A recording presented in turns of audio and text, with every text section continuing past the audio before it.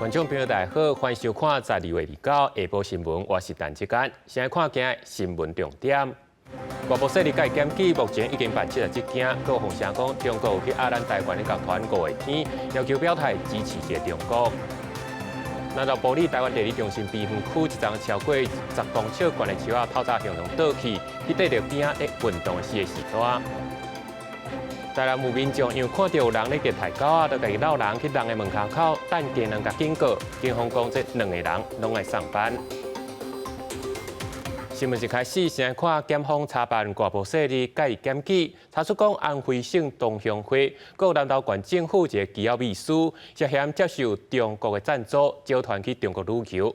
法务部表示，目前查办到涉嫌违反反渗透法案件有71件。这手段拢是招待旅游的上界者。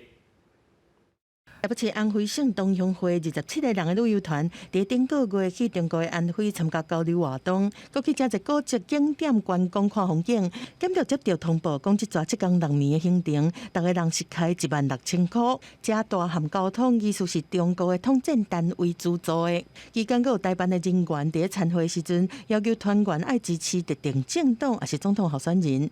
北检是分8路来敲查了后，28透早，甲台湾安徽东乡联谊总会省理的秘书长和东乡会社上的理事长声押。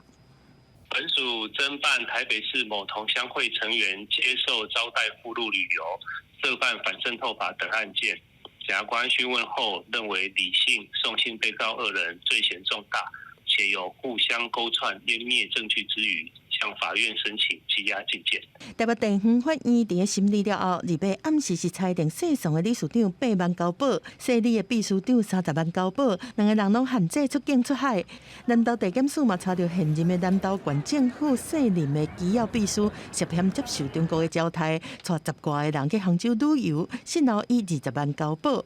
法务部指出讲，目前全国各地检署来侦办反渗透法的案件，已经分案了77件，对象157个人，和2礼拜前比是增加到60件，就还是旅游招待上济。越靠近选举，检察官他收证的证据他会越齐全，所以整个案件侦办越有开花结果。检察官他的侦办密度、他的侦办强度会更加的强化。法务部强调讲，会透过专线清查、专力侦办、全面反制和全面封堵这4个手段，来防止境外势力介选，而且会加强来查有啥物新的模式。另外，伫行政院这边嘛提出2000万的奖金，要来鼓励全民检举不法的介入选举的行为。记者综合报道。选举要到，外国媒体路透社就指出，中国有咧挑工去亚咱台湾的乐团5月天，要求爱表态支持一个中国。不过说服5月天甲拒绝。因中国的国台办当然是好人到底，颠倒是批评这一切都是民进党政府咧乌白西瓜。指控指出，大选只剩15天，都是选前敏感时刻。外国媒体路透社报道指出，中国当局是按5月天伫总统大选进前公开表态支持一个中国。按过5月天拒绝就范，5月天所属的唱片公司相信应该也未回应。按过中国国台办反对代志报道是假消息，佮批评是民进党当局故意制造谣言。希望大家呢继续为5月天加油呢，也要提醒我们的国人在这一段期间呢，我们要对中国的界限呢，务必要提高这个警觉不要落入中国的这个陷阱，不要成为中国界限的帮凶。行政院长陈建仁回击中国假消息攻击是经过国际认证，中国介选行为，咱的国安单位拢已经密切掌握，检调也一个侦查当中。或者是分析，中国选择5月天做目标，除了是为影响台湾选举的气氛，也是为了制造寒蝉效应。同样的道理，是不是可能发生在台商？发生在可能在企业，发生在可能跟中国有紧密各种千丝万缕关系的台湾的民众或群体当中，而形成了这种恫吓效应。根据中华亚太精英交流协会上新的民调，这摆台湾大选期间，205个人认为美国介选严重，4%就是感觉中国介选较严重，不过有3%无意见。很多的介选的手段跟方法。中共都不断的在测试当中，所以这3成多才是中共所要拉拢对象，其实有可能就是关键的少数。这个其实我是比较担心的。学者提醒，对外国势力介选无警觉的民众，都是中国上卡的操弄定底的目标，一定爱设置。记者综合报道。讲最近伫咧网络顶头有一段影片，有一阵中国学生甲捞片的片水是超工高伫咧咱台湾自教亭大使馆门牌顶头，咱大使馆嘛已经报案，外交部嘛表示一定会告到底。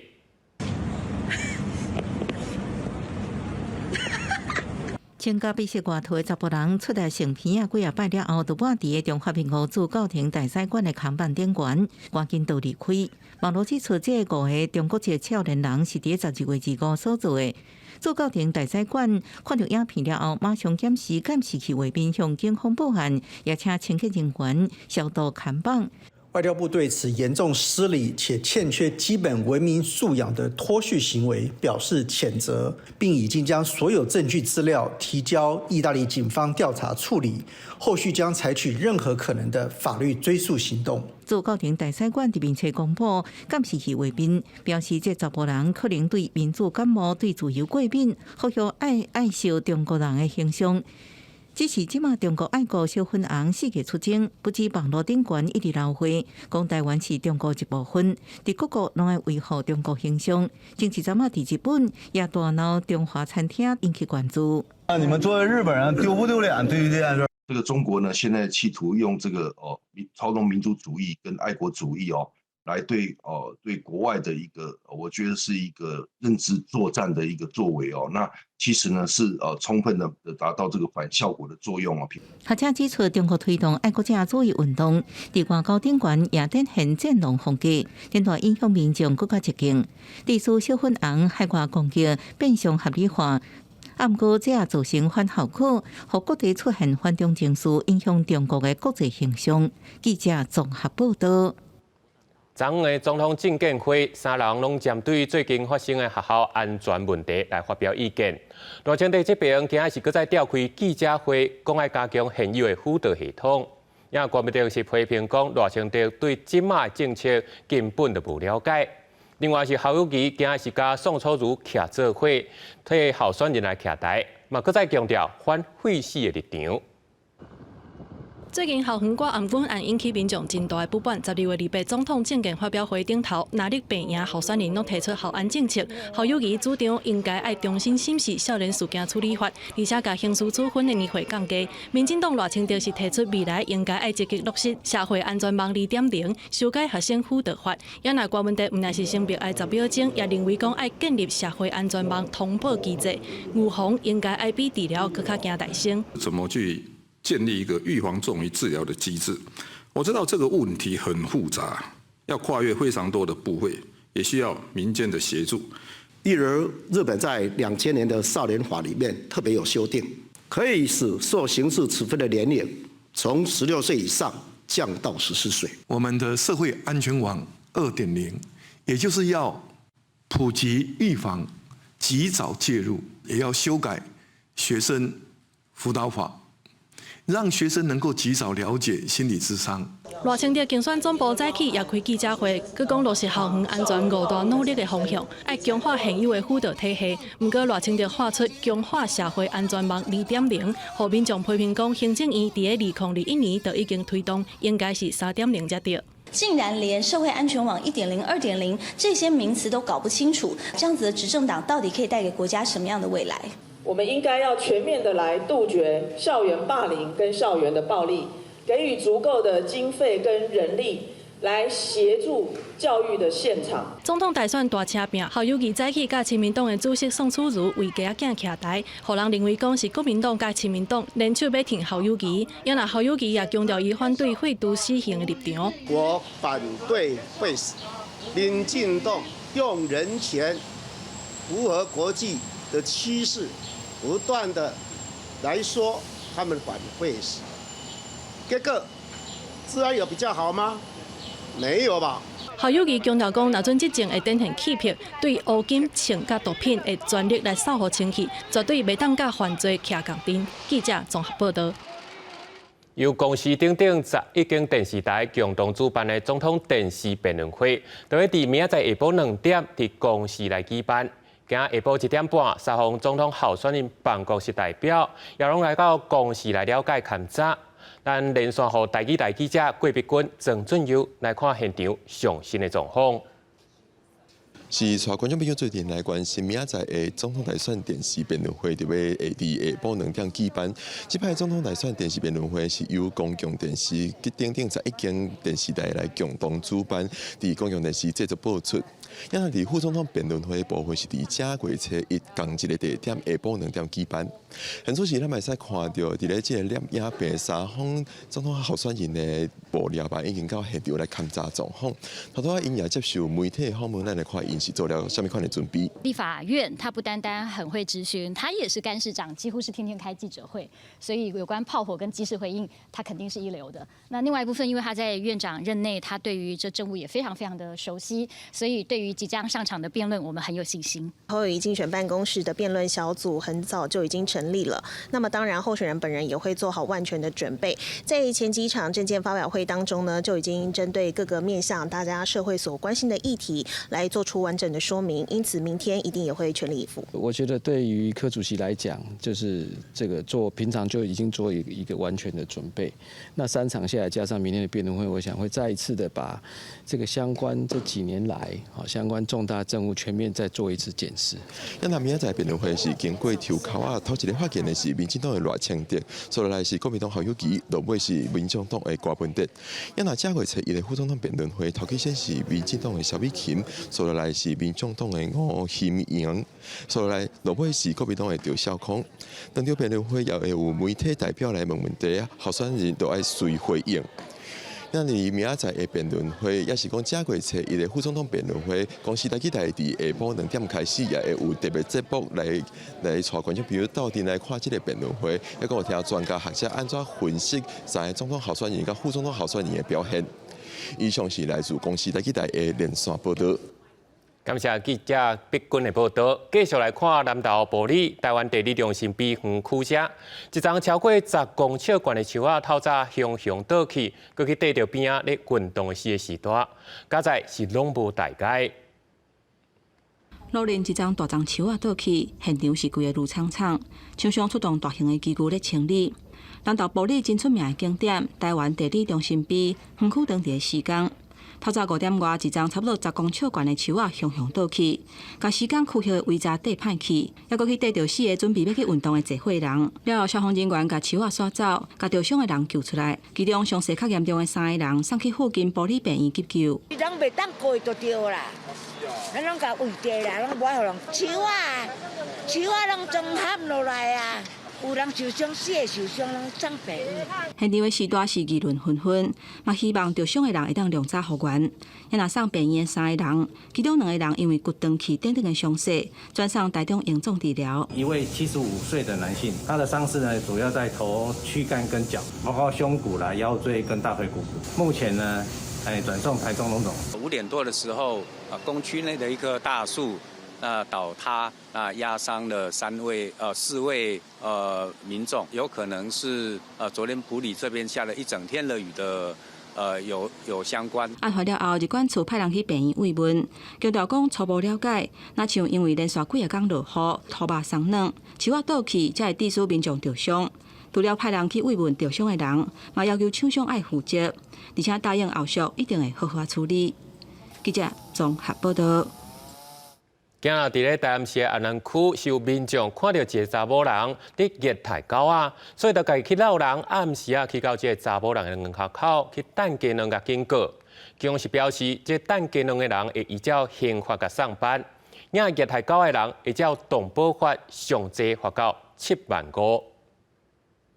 来到涉嫌口毒狗仔的女子徛伫外口，愤怒的网友对着厝牵鸡卵，这时啊，咱看到规涂骹拢是2壳，还有2只。派出所人员无用来清理。27号迄天，女子互翕到故意甲食饭当中的狗仔动摄伫涂骹，佮甲锁啊甲伊无底，还吊伫空中，影片伫网络引起着真侪人的愤慨，真侪人自发性到现场来呛声牵鸡卵。欲搜寻虐狗民众住处而聚集。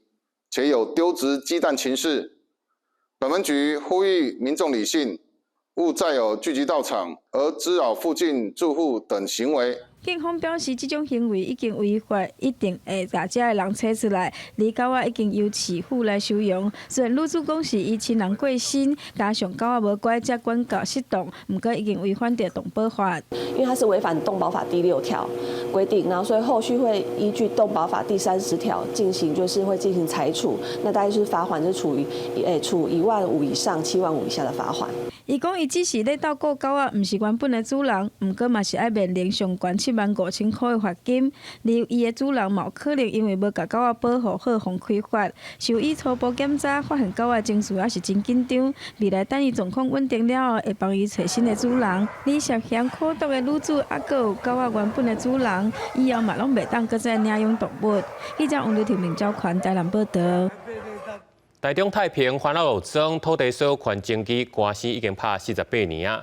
今日自救会又搁去台中市府抗议，指控讲这地政人员来量时，拢无咧提公文的，根本就是定序违法。也市政府是回应讲，这代志的详细，这2礼拜以来一定会查出一个结果。你有公文，我才叫妨害公务嘛，对不对？你有公文了，你公文先给我嘛。对不对？台中市太平地政事务所的公务人员2日早起才来到番仔路庄的人家厝买畜牛，居民开直报要求提出公文，畜牛人员煞无正面回应，越头就走。番仔路庄的土地所有权争议已经完48天，有4件诉讼还阁伫咧法院审理。29自救会甲民间团体来到台中市府抗议，认为官方要偷走庭事。既然你是公务人员，我请他出示所谓的公文。他就让我追着跑了，你不能这样偷偷摸摸的，这个叫做偷渡程序。他们把这个程序走完之后，下一个步骤就是要来拆了。亲门大户，去人家要讲切，那我到别人家里，这个是你家私人的，我也要来帮你。等于是算是侵入。太平地政事务所的代理主任陈律凯接过定情书，自救会会长林秀芬要求市府要彻底调查违法失职的公务人员。地政事务所嘛答应伫咧2礼拜来公布。我们都是有公文的，是没有问题的。我们都是依法行政，也是司法的部分的交代。台中市地政局强调，这个案是台中地方法院民事执行处交代太平地政事务所去办理地上物拆迁现况的측量。因为住户反对，所以就停止作业，并无进入人家厝측量的状况，一切拢依法行政。自救会是表示，后续会佮甲律师讨论了后，对地政事务所的公务人员来提告。记者综合报道。国际上紧来看到英国是对拜3开始，就因为落大雪甲大雨，交通受到真大影响。伫咧英格兰的北部，佮有苏格兰嘛，已经有9万户的失电，超过100栋的人家厝受伤。风库当中一只客机准备降落，说伫咧要到跑道的时阵，因为强风喊甲真厉害。Stop it！ 伦敦希斯罗机场惊险的一幕，互连线记者是叽叫，惊人的画面也佫出现伫曼彻斯特，受格里特风暴带来洋风大雨，不少厝的厝顶被掀飞，有上百栋的厝受损。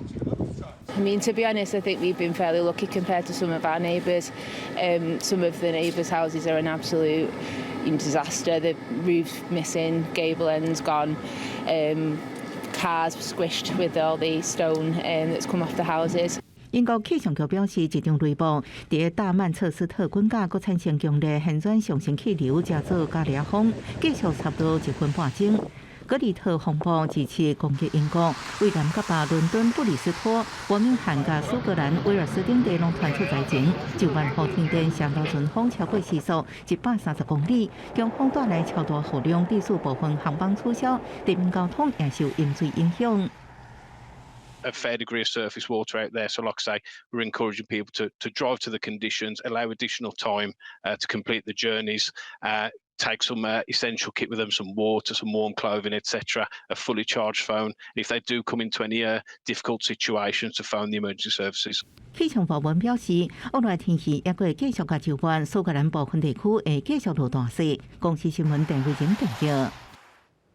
以色列甲哈马斯是继续咧相战，以色列昨是直接甲战车驶入到加沙中部发动攻击，嘛搁再对南部空袭。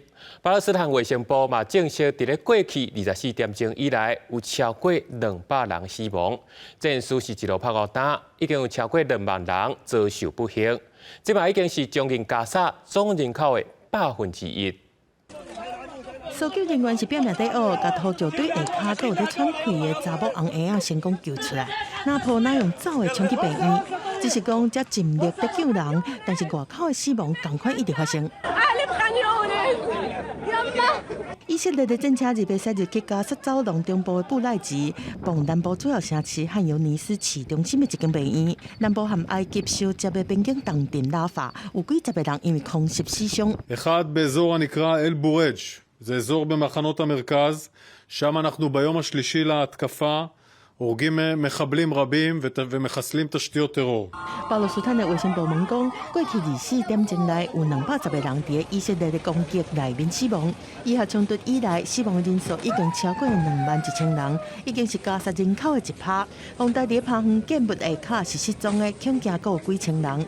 就算美国已经公开呼吁以色列要拍较准的，缩减对加沙地面进攻的范围，但是以军对亚旦在进前，施展的火力敢若一直升级尔。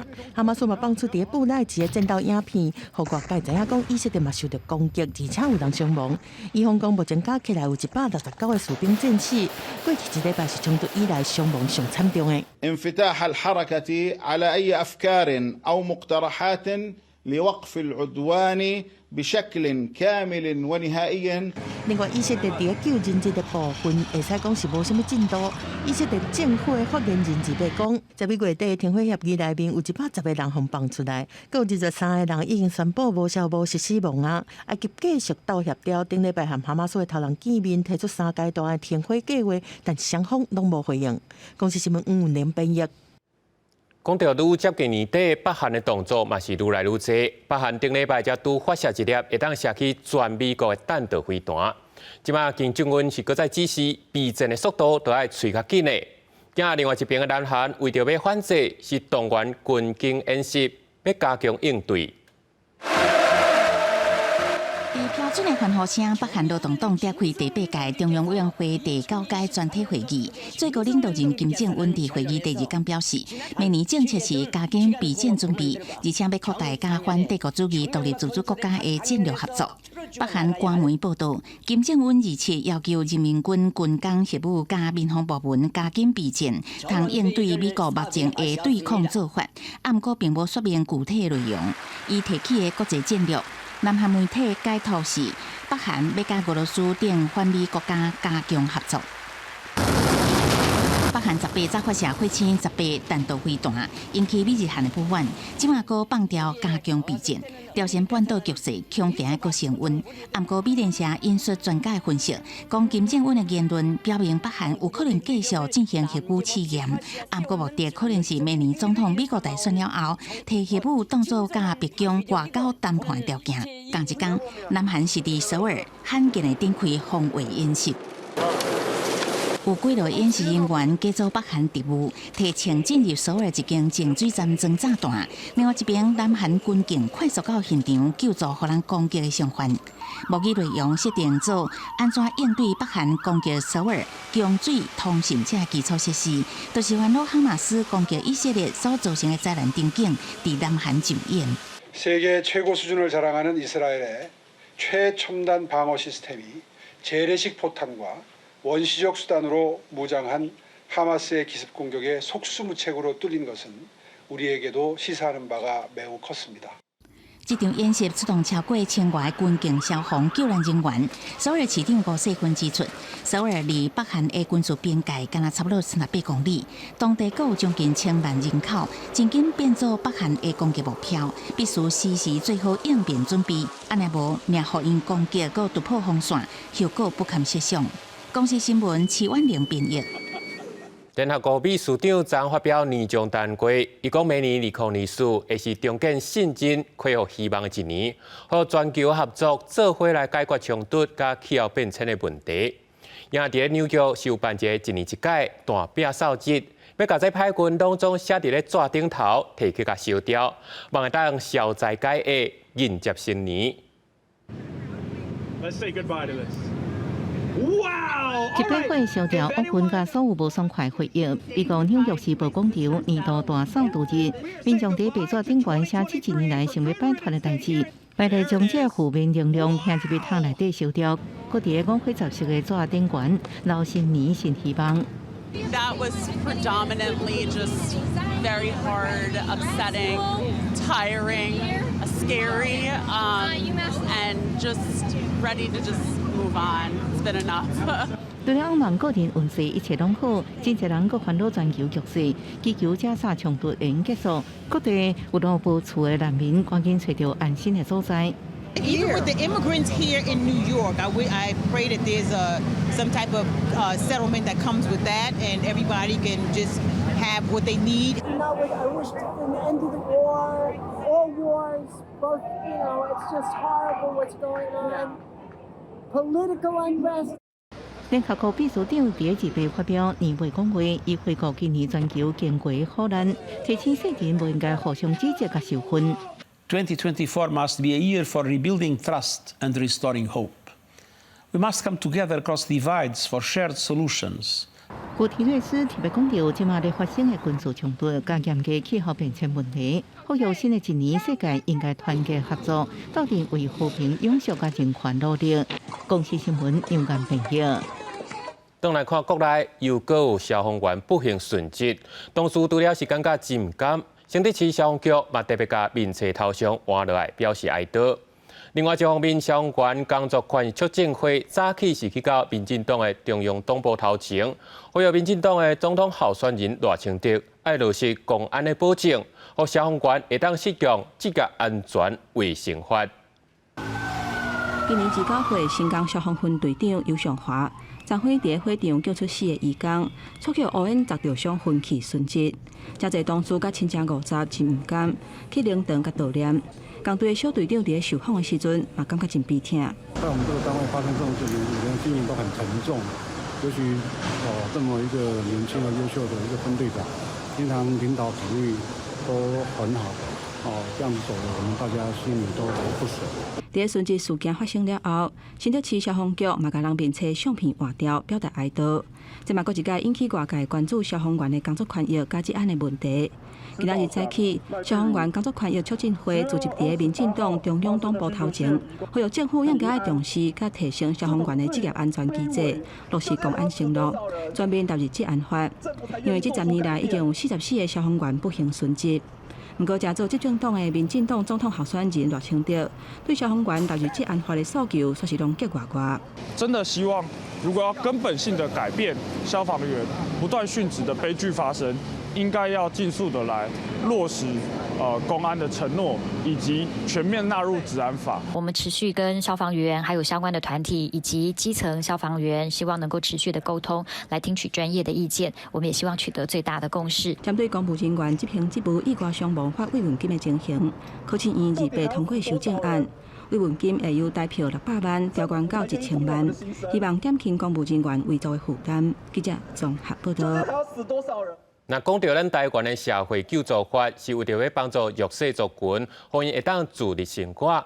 不过，民间团体指出，现在社会救助法无法度真精准去调查散车人口的数量，嘛无法度反映出实际状况。虽然即马要选举的3组候选人，拢讲会对社会救助法提出改革，但是这实际做规，拢需要搁再检讨。选前有承诺，选后要实践，大声发口号，望总统候选人落实帮助弱势者的承诺。民间团体11月开始拜访3组总统候选人团队，主张改革社会救助法。民团表示，3组总统候选人拢同意社会救助法需要大改，也要提升台湾调查散车人口的准确度，检讨目前的家庭收入标准，反映散车人口的现实状况。3名总统候选人都非常的有共识，我们也希望在明年5月以前，我们可以看到提出大幅度修正的行政院版的法案。民间团体对3位总统候选人愿意积极改革社会救助法表达高度肯定，但是因也指出三方改革的做法拢有优点也有欠点。赖清德候选人的提出，他其实是提出一个蛮有视野的，就是蛮有视野，然后蛮有愿景性的。这件法律在这么多年一直都没有改变，它具体的困境到底在哪里，他们是不太了解的。侯友宜候选人的团队提出的，到底是卡在哪个行政或财务的环节？基本上他们会很专注在这个地方，可对于整个方向，它到底是不是一个对贫穷者友善，对目标反而是比较不清晰的。在柯文哲候选人里面，他提出了一个弹性跟创新的做法，他们比较执政在台北市，但是是不是在其他县市也没有财政没有太大问题。民间团体表示，针对社会救助法，民进党赖清德有登记的时也布局，但是实际做法较无清楚。国民党侯友宜重点放伫实际做法，但是政治敢通真正照顾弱势者，民间团体认为较有疑虑。民进党挂袂得做法创新，但是骗其他候选人较无登记的视野，希望未来的总统当选人通参考各方的意见，赶紧改革法案。记者郭成准由台北报道。根据气象署的资料，看年迄天的冷空气无预期遐尼强，敢若是有到东北季风的程度。今年台湾的平均温度嘛是历史以来第6热。目前圣婴现象嘛今要结束，照看这圣婴的过冬年，天气拢会较烧热，雨水嘛会加较侪。全球规个红季季，2023年全球平均的温度创下有纪录以来上悬。那台湾2023年年均温是24.26度，是历史上第6温暖。回顾1月至12月，敢若5月平均的温度比平均值较低。那是落雨方面是创下1951年以来第2少的纪录。雨量分布无平均，大部分是雨霜雨季甲风台季所带来雨水。从11月份以后，降雨是有明显偏少的情形。下半年开始，整个都是持续偏暖的情况。我们预估整个圣婴事件仍然是会持续影响一直到春季以后才会逐渐的减弱。气象署预测，目前气候也是受到圣婴现象的影响，一定明年春天开始渐渐减弱，所来温度是较温暖，搁较雨水。若跨年倒算的时阵，一定伫12月31跨年暝即天，东北季风会搁增强，北部、东北部天气明显会转凉，会持续影响到1月初2。最新的资料，它有稍微微幅的修正，可以看到它的温度的趋势大概在15度附近。目前最冷的时间大概落在第一个北部，可能在元旦的时候，或者是2号清晨还是比较偏冷；中南部的话，在2号清晨相对还是比较偏冷偏凉一些。跨年假期受到东北季风的影响，基隆北海岸甲东半部地区会有局部伫渐雨，其他地区是最云。气象署提醒，受到风向的影响，伫各地观赏跨年烟火会当选择较风头视野会较好。若是东台湾，若是要欣赏第一道日头光，都爱看运气。若是分量少，也是有机会。记者综合报道。正前参加真热的第3千年期接收站，中央公司是讲，这一旦起来，会让附近的生态更加丰富。不过，环保团体是批评，就目前所看到一个保育类的茶山酸鹅，都已经愈生愈少啊。好，相关单位应该有严格监督机制。设计手伫浅水区摇啊摇，茶山倒杯酸鹅是台湾特有种酸鹅，以及保育类生物。环团即期中油的3级工程破坏海草搭生态，29透早趁打捞，甲相关单位到大潭水草搭居住会勘。在22个点位中呢，我们发现到有2个点位是完全消失了。那其他相关的点位，我们发现到大部分面积都缩小了。环团批评中油公司一再宣传3级兴建，生态更加丰富。不过，甲民间团体观察到的以及保育类茶山倒杯康酸鹅面积缩小，差真济，也呼吁相关单位应该要建立监督机制。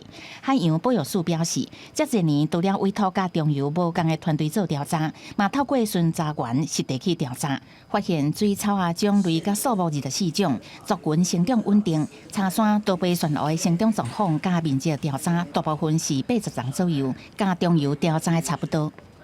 它是一个各个部门大家一起合作来看待这件事情，然后去强化整个监督的作为了。我想应该只是一个方式的不同，事后可以经过大家一起共同来参与，可以把这个旗舰把它解决掉了。针对环团的批评，中油回应所有的时间包含生态调查，拢是委托专业的团队来做相关调查，也承诺未来会公告调查时间，欢迎环团参与调查。记者综合报道。台湾完整的石虎伫宜兰已经消失30年啊！最近有咧听讲有大学生伫咧宜兰大溪山区有看到，不过当地目前也有真侪间的饭店、露营区咧开发，石虎未来命运嘛，互外界有影是真烦恼。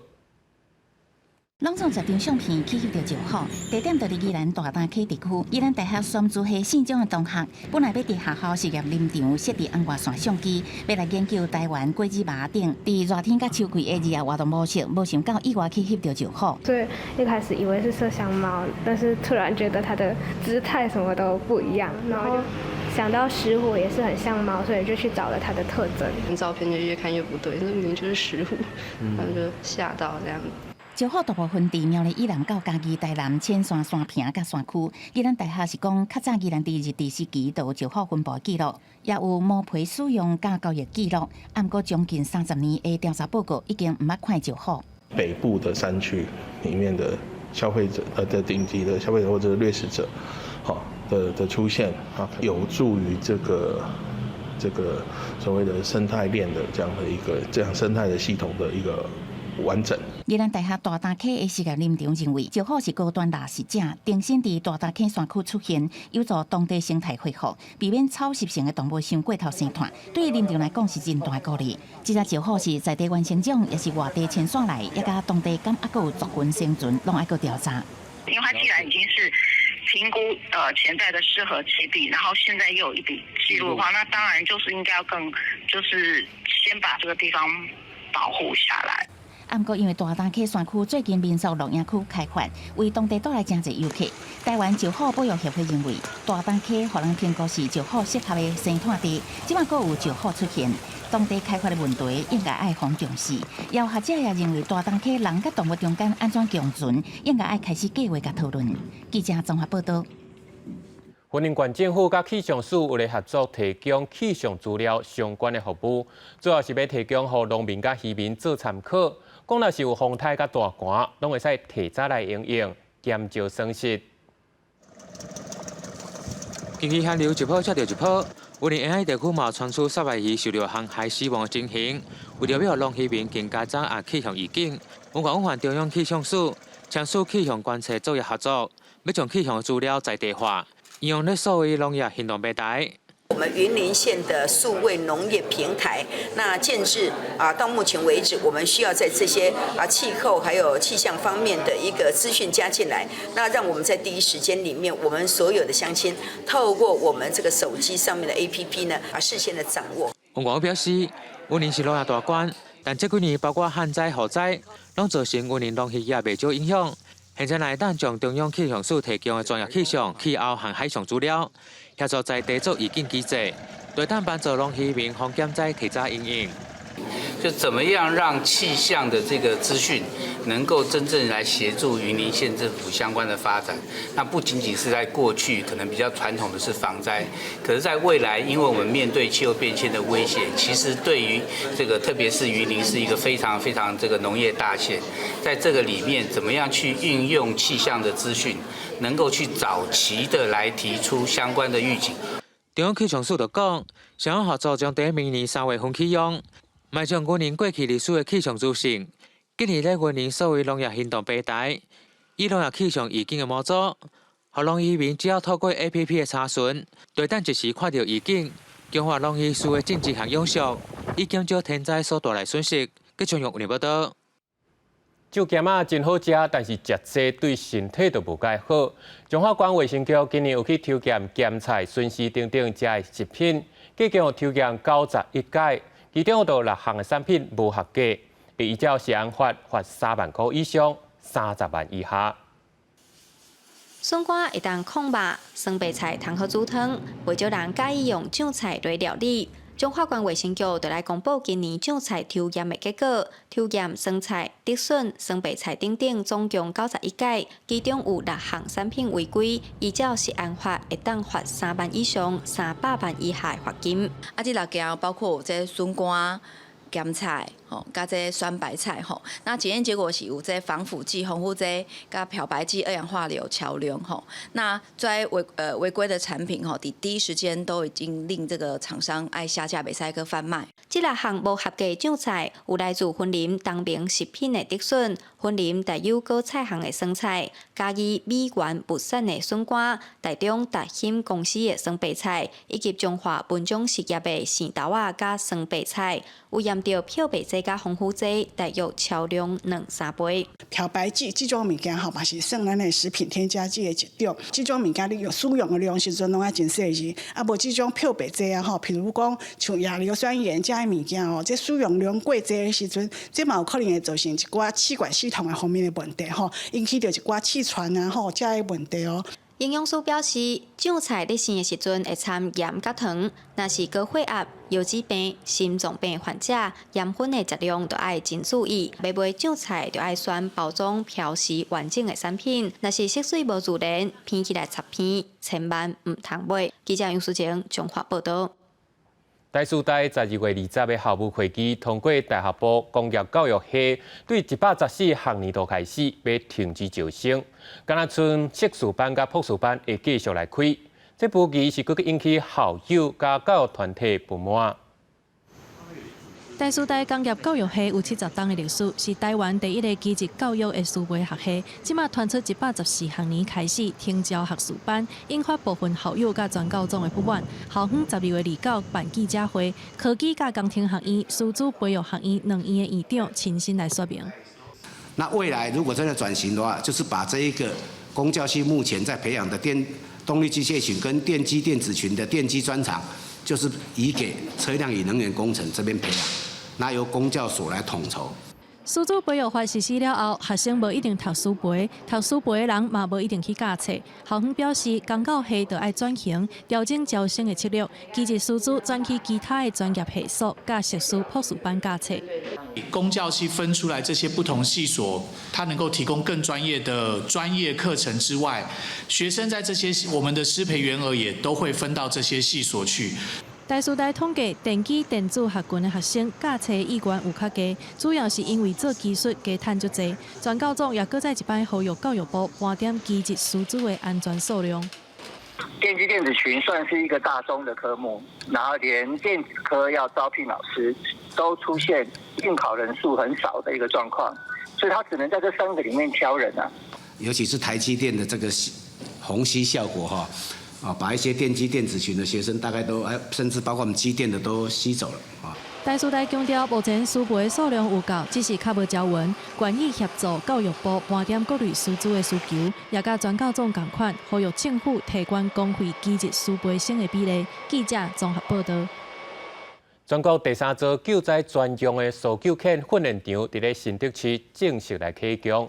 内面有模拟地动了后倒去的建筑物，甚至有水泵山甲泵坑，有人掉伫内面的状况。目的就是要训练国内搜救犬，提升因救灾能力。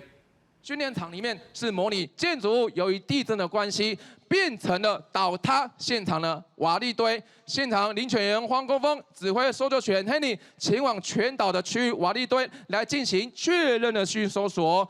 搜救犬在一大片叶片内面靠敏感的片仔，免偌久的时间，就找到掉在内底的人员。另外一边是搜救犬在已经倒一半的厝内，顺利找到受伤的人。专门负责训练搜救犬的队员讲，在训练的过程中，上重要的是搜救犬参人员之间要互相信任。一开始要跟它培养感情，那狗狗对你建立到一定的信任度之后，其实我们才会进行这个训练。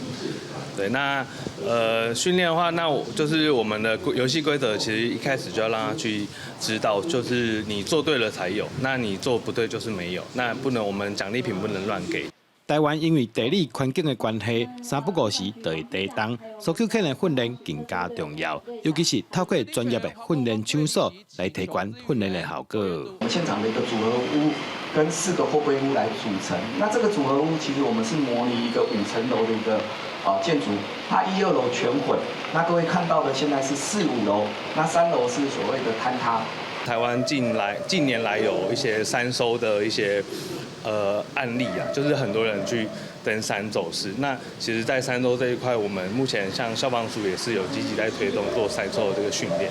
对，那希望未来说这个专长如果有培养出来，那也可以对国人有非常大的帮助。除了苏救犬训练场正式启用以外，新竹市长也在现场替通过国家 MRT 救援能力认证的苏救犬举行授解仪式。嘛，期待训练场未来会当提供给全国的苏救犬通在这接受训练，提升苏救犬的救灾能力。记者刘君豪新竹报道。伫台南中西区的中正路，除了林百货，即马阁有一栋真气派建筑。伊的牌面阁有壁的雕刻，拢真有艺术的价值。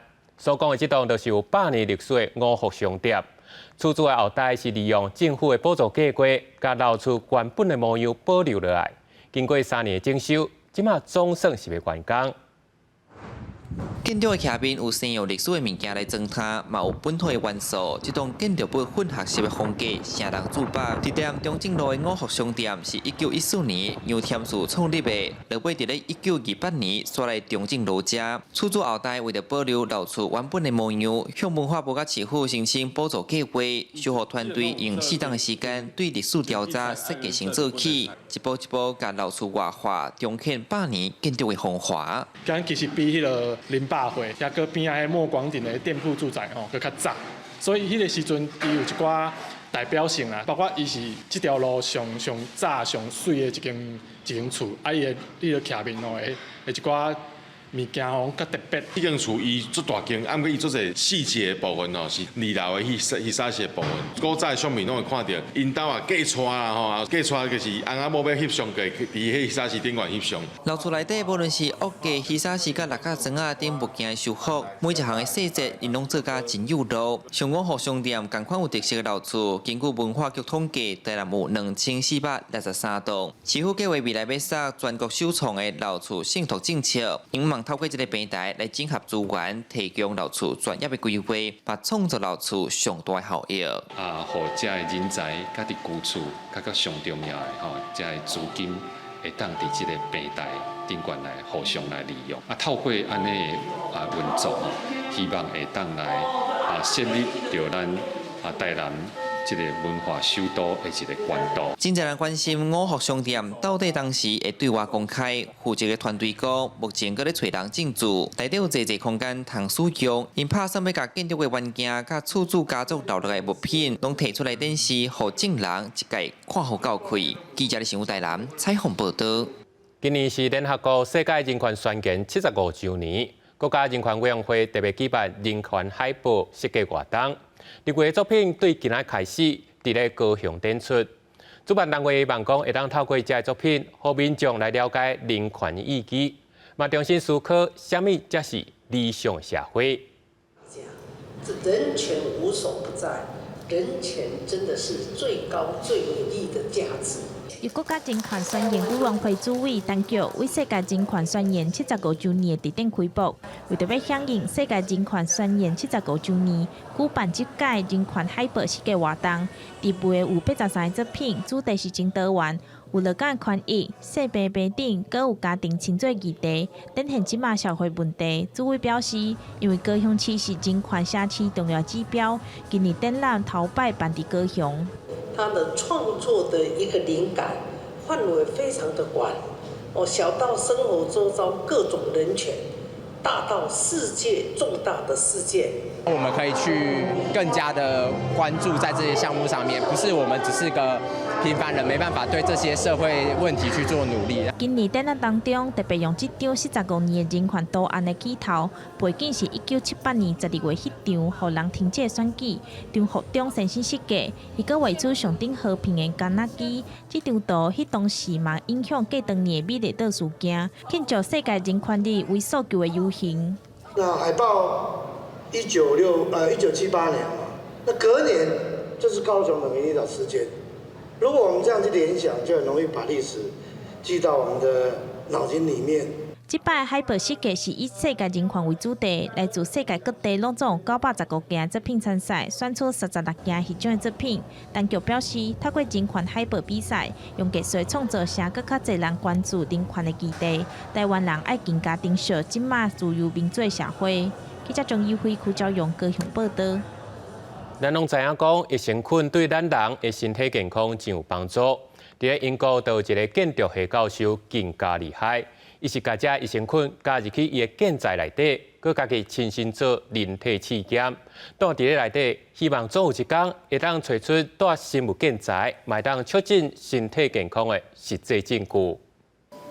伫咧展览空间的一个壁角，两片墙顶头，规个拢是土壤微生物加有机物质，以特别的方式摆展，会让看到微生物下骹的太落的材料是设计做正侪空的几何图形。空气经过表面的时阵，微生物就对空房内面落来。 So we use low levels of water in the concrete mix, but then we've got the soil material which reveals itself on these front ones, which plays a role in both the aesthetics of the project, but also in having these areas where this material will eventually shed over the course of the experiment.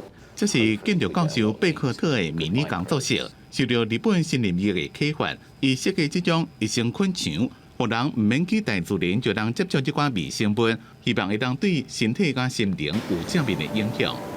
Yeah, it's an unusual approach, and we've had for so long this idea that all microbes are germs and everything is harmful to us, and that's definitely not the case. 贝克特以几个礼拜时间，拢伫咧这个小空间内面做人体实验，结果用抽血分析家己的免疫反应，观察人若长期伫咧这种微生物的环境内面，身体有甚物变化。 This is a pre-study studies, and so what we're going to do is we've taken cells from Richard, and then we've banked them essentially here, and then we're just going to take blood at sequential samples and see if there's any changes in that. And of course, what we'll be looking for possibly is a trend that way, or even a trend that way. And it allows us to engage with that notion of small spaces, what it would mean in urban environments, probably more than rural environments, of ways we can really increase nature into our spaces. 虽然这项实验并无遵照严格科学方法，不过专家也是正面看待，希望贝克特这项实验的成果会让帮助生物完成建材研发。公司新闻牛眼编译。下晡报天气写款来看详细资料。北部地区19度至22度。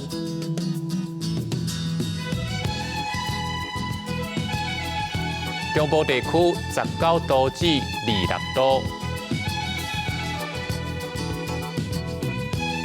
南部地区21度至27度，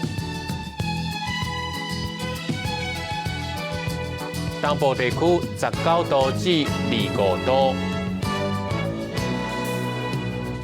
外岛地区13度至20度。还有未来3天的气象。